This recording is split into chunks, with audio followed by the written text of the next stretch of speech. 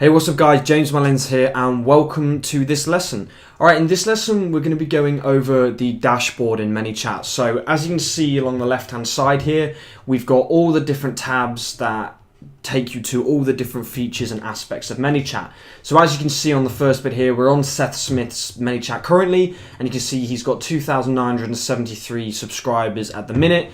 And there's a few different things that we want to make note of in here. So first of all, obviously we've got Seth Smith there. It gives a brief description of the page that we're looking at and gives you the link to your Messenger link, which you can use for testing and things like that, which is really good. So if we click on active subscribers just here, you can see that we've got different variations. We've got net subscribers, which allows you to see over a time period how many subscribers you've gained and lost over certain periods. So as you can see, we can also do this by date. We'll do the last 30 days and apply that.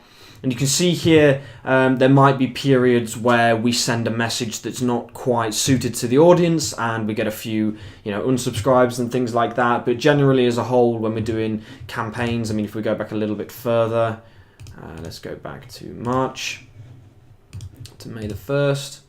There you go. You can see there's a lot of, when we really start pushing things, you start to get a lot of subscribers come through. And again, if there's any, there can be some issues with us losing subscribers for other reasons, but sometimes you can see that maybe your tactics weren't as good as you thought. But and again, on the bottom here, we've got subscribers, we've got unsubscribes and net subscribers, so you can have a look there.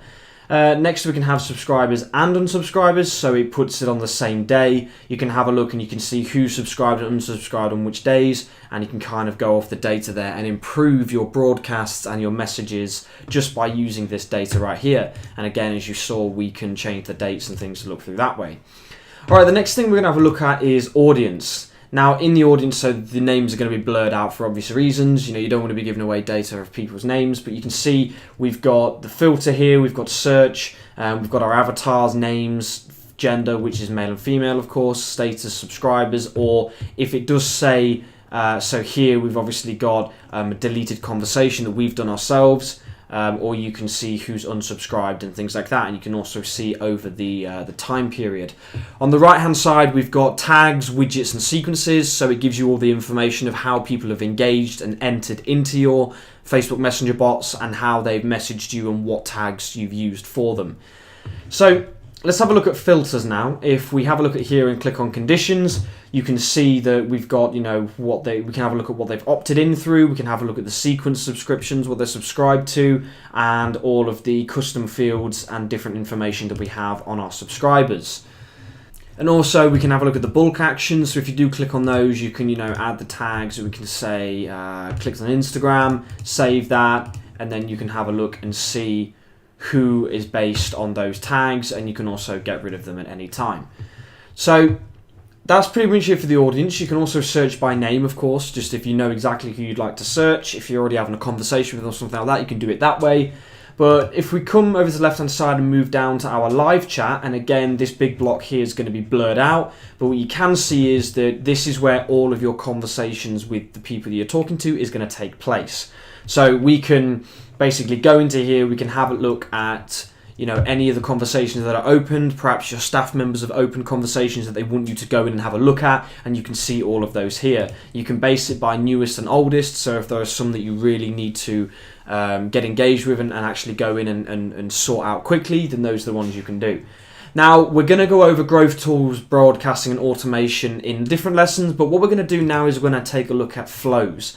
Now, as you can see in here, we've got a few different flows. We've got things where we can have a look at our opt-in messages, our keywords, and everything's laid out nice and clearly. So as you're looking for specific things, if you want to go in and find things that are really important at that specific point in time, you can click into here and find them really easily. Now, you can also create new folders, and in these folders you can have the flows that you've got in there. So what I mean by that is, if you have loads of different, perhaps opt-in messages and sequences that are linked to a certain topic, you can create a folder and you can put all of those in there. So we'll have a look in Optin Messages. So as you can see here, we've got a few different ones. We've got, default replies, messenger blueprint deliveries that we have. You can come over to the three dots and you can share them, copy them to other pages. And there's a load of different features you can use in here. It gives you information on your unique users, on how many, It gives you information on your new unique users, your runs, and you can also see when they were modified by the date. So if you want to have a look at the ones you've only just modified, you can click that and it's going to come up. Now you can also change it to window view, which is quite handy. It'll load up and you can have a quick look at what the flows look like. I personally much prefer it this way because you can have a look. If you know for a fact that you've got some big flows, you can sort of direct your eyes to where they are and it's a lot easier to find what you're looking for. And again, so with the settings, we're also going to have a look at that at a later date. So that's been pretty much it for the dashboard walkthrough. You've got all of the different tools that you've got that we've had a look through: dashboard, audience, live, chat and flows. So that's it for me in this lesson, and I'll see you in the next one.